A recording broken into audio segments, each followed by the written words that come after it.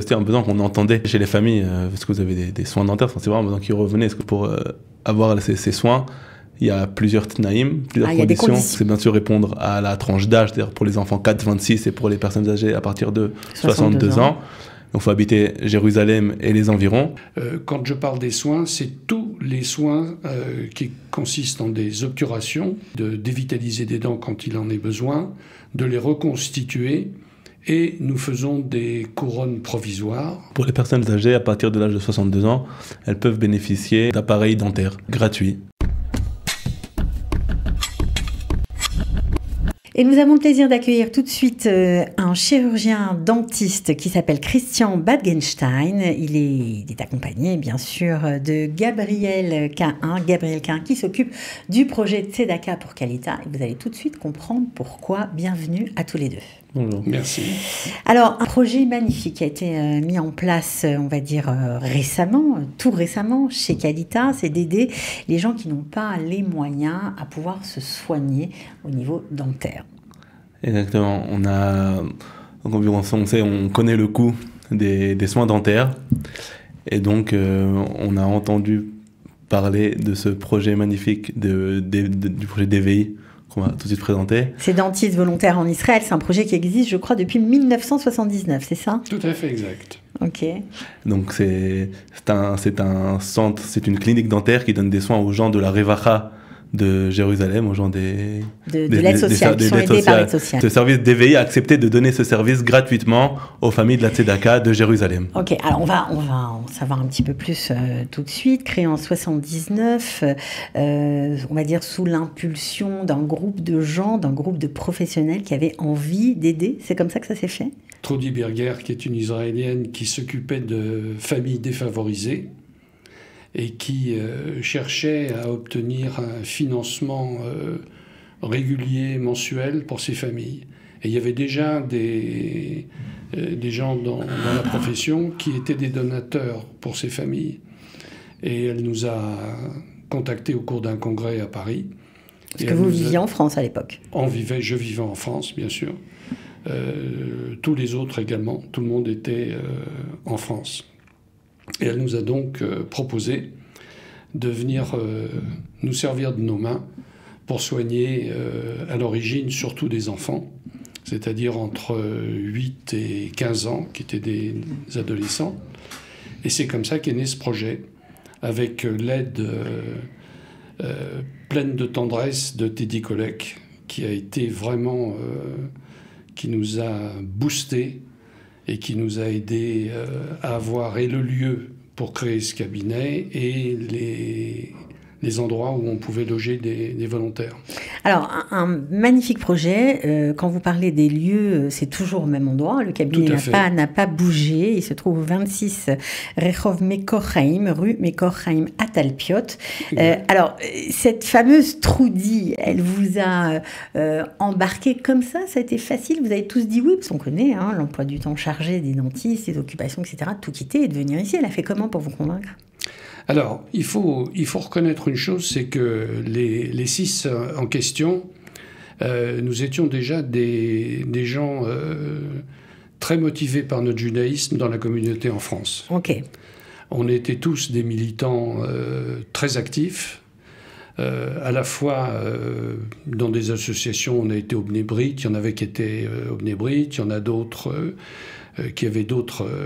j'ai été à la LICRA. On avait une vie associative juive importante. Et pour nous, ça a été un déclic, ça a été un coup de cœur. Ok, un coup de cœur avec elle. Ah, ça a été un coup de cœur. Elle vous a dit... On est tous tombés amoureux d'elle. On est tous tombés amoureux d'elle. C'était une femme avec un charisme... incroyable. Et donc, elle nous a tirés sur ce projet. Et tous ensemble, on a réussi à le mettre sur pied. Ça n'a pas été franchement facile, ça nous a pris beaucoup de temps, des moyens également. Et puis, quand on a fait nos premiers volontariats dans notre DVI, c'est-à-dire à partir de juillet 1980, c'est indescriptible de raconter le don qu'on reçoit de ces patients qu'on traite. Et en plus de traiter des enfants ou des adolescents nécessiteux sans contrainte d'argent. Ça veut dire que vous pouvez leur faire tous les soins que vous avez envie. Le meilleur du meilleur sans penser à rien du tout. Parce qu'il y avait des gens qui vous donnaient du matériel, qu'il y avait des gens qui étaient derrière vous pour vous soutenir financièrement. Ça coûte cher. Tout à fait. On a eu beaucoup de facilité au début. On a eu beaucoup de gens qui nous ont aidés. Trudy Berger est partie aux États-Unis parce que le gros du financement vient des États-Unis. Okay. Malheureusement, la France n'est pas aujourd'hui très motivée pour les dons. Mais quand même, il y a des labos qui vous aident. Voilà. Alors ça, on peut pas leur enlever. Non. Incontestablement, je peux les nommer. Bien sûr. Bon, le laboratoire Septodon, avec son président Schiller, qui est le petit-fils de la fondatrice, qui a été à l'origine en 80 d'accepter de nous aider sur le plan pharmaceutique. Et jusqu'à aujourd'hui, il vous aide. Tous les produits qu'on utilise dans le DVI sont donnés par le laboratoire Septodon. Alors il y a une autre société française qui s'appelle GACD, avec les deux fils du fondateur Armand Steimer, qui également participe au projet et qui nous aide régulièrement en fonction de nos besoins. Bon, ça c'est extraordinaire, ça veut dire que tout le matériel qui coûte une certaine somme vous est offert gratuitement. Alors, vous parliez de soigner à l'époque des enfants, des adolescents. Là, le projet est un petit peu différent puisque toutes les familles qui sont soutenues par le projet Tzedaka qui vivent à Jérusalem vont pouvoir, selon certaines conditions, bénéficier des soins dentaires gratuitement. On peut dire gratuitement, c'est vraiment vrai. C'est gratuit. Gabriel. Alors exactement, c'est même Jérusalem et aux alentours de Jérusalem. Ok. Du Gush Etzion et Beth Shemesh, donc dans les alentours de Jérusalem. Alors, pour les enfants qui peuvent bénéficier de ces soins, c'est des enfants et pas que, c'est de 4 ans, de l'âge de 4 ans jusqu'à 26 ans. Donc ils peuvent bénéficier des enfants, 26 ans, exactement. Okay. Des grands-enfants. Des grands-enfants, ils peuvent bénéficier de tous les soins possibles. Ça veut dire quoi? Caries, appareil dentaire Non. Pas d'orthodontie, d'accord. Non, on a essayé l'orthodontie et on s'est cassé le nez parce que c'était trop compliqué. On avait quelques orthodontistes qui venaient de Paris une fois par mois. Mais c'est trop compliqué, ce sont des traitements qui durent entre 12 et 24 mois. Il faut un suivi qu'on n'était pas capable d'assurer. Donc ça, on a abandonné. Quand je parle des soins, c'est tous les soins qui consistent en des obturations, de traiter, de dévitaliser des dents quand il en est besoin, de les reconstituer, et nous faisons des couronnes provisoires. Malheureusement, on n'a pas les moyens de faire de la prothèse définitive. Donc, on met les bouches en état pour que les adolescents, dès qu'ils en ont les moyens, puissent être appareillés sur le plan prothétique comme il faut, bien sûr. Voilà. Mais j'imagine quand on a des dents de sagesse qui poussent à l'envers, des choses comme ça coûte très cher. Ça aussi, on peut se les faire enlever. Voilà. Alors, on a instauré un partage des tâches en fonction des capacités des praticiens. Les praticiens qui ont des qualifications en chirurgie font la chirurgie dans le cabinet, mais pas les autres. On a par exemple des praticiens qui viennent des États-Unis, de France ou d'ailleurs, uniquement pour faire des traitements de racines. C'est tout. Ils font les dévitalisations, les obturations de canaux, ce que tout le monde a déjà pu subir une fois. Et il n'y a qu'eux qui les font. Okay. C'est-à-dire que le praticien qui vient volontaire, qui est un généraliste en dentisterie, ne fera pas de chirurgie et il ne fera pas non plus les traitements de racines. Alors ça, c'est très important de le préciser parce que ça prouve le sérieux des soins qui sont donnés. Je crois que vous êtes bien organisé. Vous avez un dentiste qui vérifie, je crois, tous les patients qui arrivent. Parce que si ça fonctionne sur le volontariat, absolument, les dentistes, ça va, ça vient. Absolument. C'est le docteur Roy Petel qui est le responsable médical du centre. C'est lui qui voit tous les enfants, qui fait les observations cliniques, qui décide quels sont les traitements à faire. Et ensuite, le praticien qui est volontaire récupère l'enfant, l'assistante ouvre l'ordinateur, les radiographies sont faites, et elle lui dit, voilà, aujourd'hui on fait telle dent. Okay, donc et le praticien, bien au clair. En gentil petit élève, ne fait que ce qu'on lui dit de faire. Il exécute. Alors, on a parlé des enfants de 4 à 26 ans. Qu'est-ce qu'il se passe, Gabriel, pour les personnes âgées? Alors, pour les personnes âgées, à partir de l'âge de 62 ans, elles peuvent bénéficier de Shinaim Totavot, c'est-à-dire d'appareils dentaires, aussi gratuits. Ça, c'est aussi une somme importante. Ça coûte cher, ça aussi, en général. Donc, on peut faire toute la bouche pour quelqu'un qui est denté, par exemple? Complet. Les appareils complets. Ouais, extraordinaire. Donc ça, c'est quelque chose que vous faisiez, les personnes âgées, ou c'est nouveau? Non. Avec Qualita? Si, on faisait déjà depuis un petit peu, mais comme Gabi vient de le dire, on va certainement accentuer là-dessus, oui. Ce besoin, on va répondre à ce besoin. Alors, c'est quelque chose d'important pour ces familles qui ont du mal à joindre les deux bouts. Donc, on imagine que vous avez dû le constater. Et puis, vous aussi, se soigner, franchement, j'imagine que ça vient en bas de la liste. On mange d'abord, on paye sa facture d'électricité, on paye tout ce qu'on doit payer. Soigner les dents, franchement, c'est accessoire après. Même si ça fait mal, on souffre en silence. Malheureusement, à la fin, c'était aussi un besoin qu'on entendait chez les familles, parce que vous avez des soins dentaires. C'était vraiment comme d'autres besoins, mais celui-là, c'est vraiment un besoin qui revenait. Est-ce que vous avez des soins dentaires? Donc, on a entendu ce besoin. Et donc, je tiens à préciser qu'il y a plusieurs pour avoir ces soins. Il y a plusieurs tnaïm, plusieurs conditions. Il y a des conditions. Alors, quelles sont les conditions? Alors, les conditions, c'est bien sûr répondre à la tranche d'âge, c'est-à-dire pour les enfants 4-26 et pour les personnes âgées à partir de 62 ans. Donc, il faut habiter Jérusalem et les environs. On signe une sorte de charte qu'on accepte les soins de la clinique et bien sûr, vu que ce sont des volontaires, on accepte de se faire soigner par des dentistes différents. Alors, est-ce que ça fonctionne sur des volontaires qui travaillent en Israël ou vous continuez à faire venir des dentistes de l'étranger pour vous aider? À l'origine, c'était surtout pour faire venir des dentistes de l'étranger. Donc, dans les premières années, on a eu des dentistes qui sont arrivés de partout, des États-Unis, du nord de l'Europe. On a eu des dentistes non juifs qui ont participé au projet.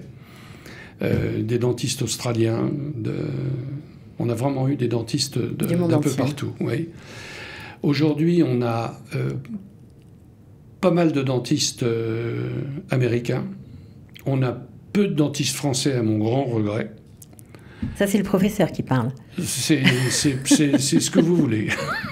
Je vous laisse le choix. Oui, parce que vous avez eu tellement d'étudiants que vous aimeriez bien les retrouver. Je regrette. Il y a une communauté dentaire juive en France importante. Paris et la région parisienne, ça compte environ 6000 dentistes juifs. Donc il y a de quoi faire. Alors, qu'est-ce qu'on peut leur proposer? Qu'est-ce qu'on peut leur dire à ces dentistes qui, éventuellement, voudraient bien se libérer pour faire quelque chose, pour aider le peuple juif? Eh bien, ils prennent contact avec DVI ou ils prennent contact avec Qualita, puisque maintenant, Gabi est intronisée dans le groupe. Et ils proposent des dates, ils envoient leur diplôme, et en fonction des dates, ils viennent. Voilà. Alors, ce qui est extra, c'est que même s'ils n'ont pas, on va dire, leur fameuse équivalence dentaire, ce n'est pas grave parce que vous avez un système qui leur permet d'avoir une autorisation d'exercer temporaire. Exact. Vous avez parfaitement résumé. Ouais. Donc ça, c'est formidable. C'est pas un handicap. C'est pas un handicap. Alors, ceci dit, il n'y a plus besoin d'équivalence aujourd'hui. Oui, il faut 5 ans d'exercice. Pour ceux qui font l'Oralia. Voilà, il faut quand même quelques conditions. Mais la condition pour exercer en Israël, normalement, c'est d'être citoyen israélien. Oui, il faut quand même 5 ans d'expérience, ouais. En général. Bon, là, on s'en fiche. Vous leur procurez des autorisations de travail temporaire. Comment ils font pour se loger s'ils viennent en famille? Alors, on a 3 appartements. On a 3 appartements répartis dans Jérusalem, qui sont des appartements suffisamment grands pour accueillir toute une famille. Et pour la famille, c'est des vacances. Et c'est gratuit. Et c'est gratuit. Magnifique. Non, vraiment, franchement. Et le papa ou la maman. Ou la maman, ils viennent travailler de 8h le matin à 13h.